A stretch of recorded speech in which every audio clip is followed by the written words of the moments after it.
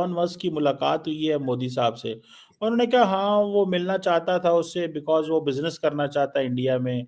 India बड़ी मुश्किल place है कारोबार करने के लिए बिकॉज ऑफ द टैरिफ्स। आते हैं, ममालिक के सरबराहान आते हैं, हम भी कभी जाते हैं, यूनाइटेड नेशन हो, दूसरे वो जो फोरम्स होते हैं, बात तो कर रहे होते हैं, लेकिन 47 से लेकर अब तक हमने कश्मीर को हकीकी तौर पर यानी कॉल के बजाय फेल के एतबार से हमने क्या दिया है। स्कूल जाते हैं वो भी सोशल साइंसेस पढ़ रहे हैं, स्टेम सब्जेक्ट नहीं पढ़ रहे, तो हिस्ट्री मेजर और इंग्लिश मेजर के साथ आप F-35 नहीं बना सकते। मुल्क ही नहीं है, आज़ाद कौम ही नहीं है, इस वजह से आज़ाद मुल्क नहीं है, आज़ाद कौम नहीं है। बात हुई है मोदी साहब से। उन्होंने कहा हाँ वो मिलना चाहता था उससे बिकॉज वो बिजनेस करना चाहता है इंडिया में।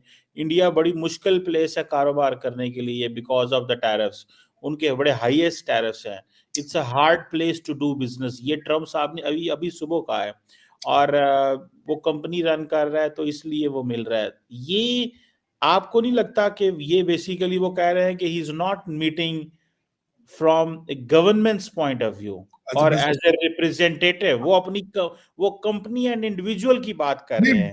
लेकिन चीमा साहब उसमें उनकी पोजीशन तो डोज का तो जो उसके पास पोर्टफोलियो है इलॉन मस्क के, उसका तो इंडिया के साथ कोई लेना देना नहीं ना, वहां से जाके ब्यूरोक्रेसी को तो नहीं ना वो चैलेंज कर सकता।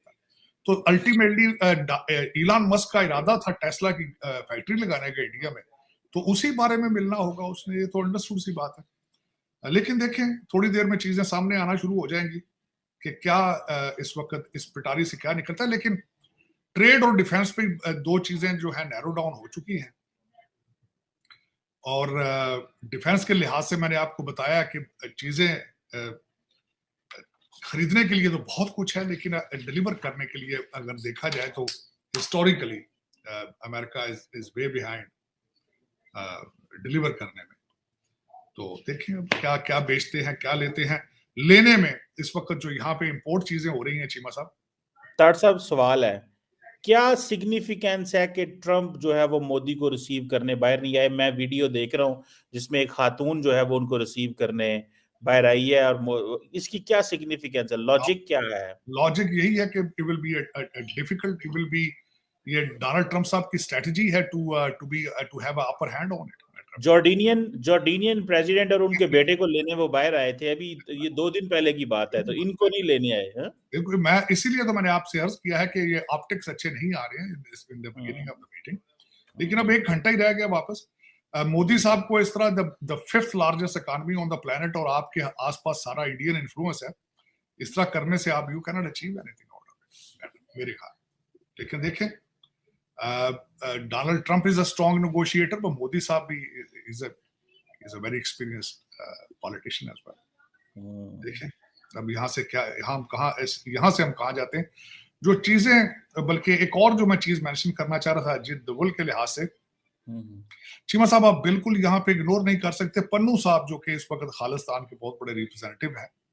उन्होंने बड़ा एक ऑप्टिक्स क्रिएट करने की कोशिश की कि वो एक फाइल लेकर कैपिटल हिल पर घूम रहे हैं, और एक कांग्रेसमैन जेमी रैस्किन है मैरीलैंड से कांग्रेसमैन, उनके अंदर जाते हैं, इंप्रेशन ये देते हैं कि वो सारे कांग्रेसमैनों को खालिस्तान की फाइलें पेश कर रहे हैं।